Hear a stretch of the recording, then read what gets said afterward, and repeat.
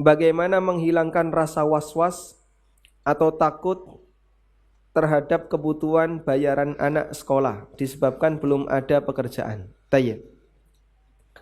Allah berfirman dalam Al-Quran, wailun likulli humazatin lumazah. Celakalah bagi orang yang dia punya kebiasaan humazah.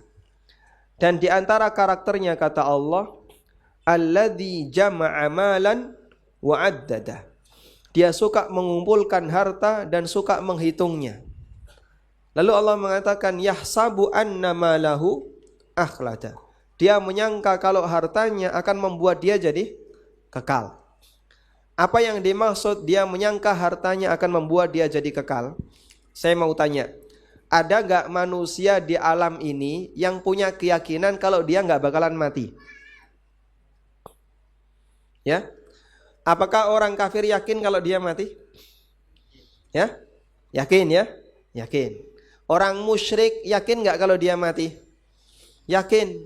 Cuman jadi kita bersepakat dengan mereka, kaum muslimin dengan orang kafir sepakat kalau kita nanti akan mati. Cuman kita beda pendapat dengan mereka, apakah setelah mati nanti akan ada akhirat ataukah tidak?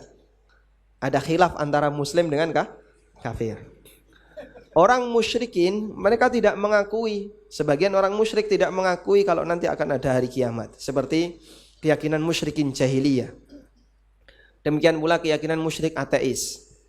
Kita juga beda pendapat dengan orang Nasrani, apakah nanti mereka yang masuk surga ataukah muslim yang masuk surga? Ada khilaf antara kita dengan Nasrani.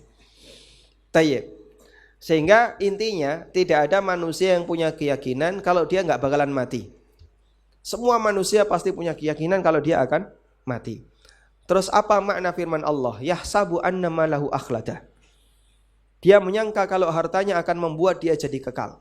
Padahal semua orang yakin kalau dia akan mati.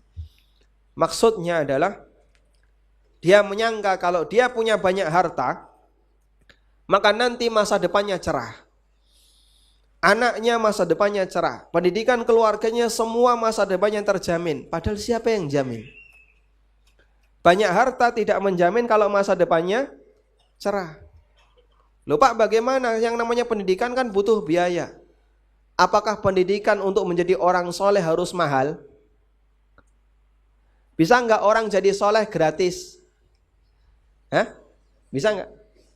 Harus bisa. Loh kenapa?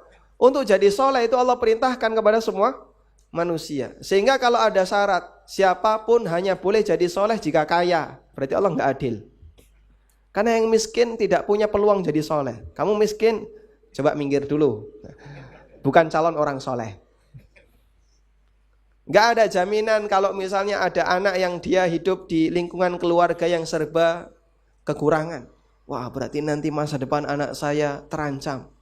Kayaknya gak mungkin dia jadi anak yang soleh. Sementara sekolah-sekolah Islam, IT itu semuanya mahal-mahal kan gitu.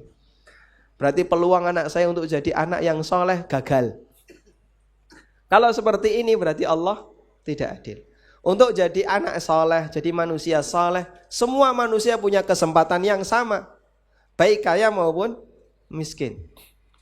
Sehingga kalau pendidikan itu bagian dari hak setiap manusia, hak setiap hamba Allah untuk bisa menjadi lebih baik, kaya maupun miskin semuanya akan mendapatkan. Dan tidak jaminan yang kaya nanti anaknya lebih soleh dibandingkan yang miskin. Terus apa yang perlu kita khawatirkan? Ya Pak, kalau begitu anak saya nggak bisa sekolah di sana, terus nanti di mana? Ya berarti cari sekolah yang lain yang murah. Intinya pokoknya jadikan anak ini soleh. Dan tidak harus cari yang mahal. Cari alternatif yang lain. Bahkan bila perlu cari yang gratis ya.